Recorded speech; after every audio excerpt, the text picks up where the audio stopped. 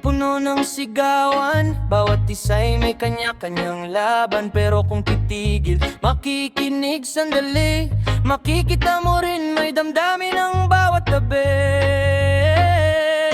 Hindi kailangang manakit ng kapwa para lang ikaw ay mapansin nila. Isang simpleng salita kayang magbago ng takbo ng araw ng tao.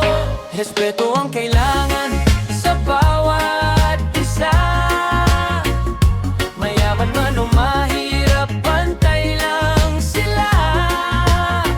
Konting pag-unawa, konting kababang loob, doon magsisimula ang tunay na pag-ikot ng mundo.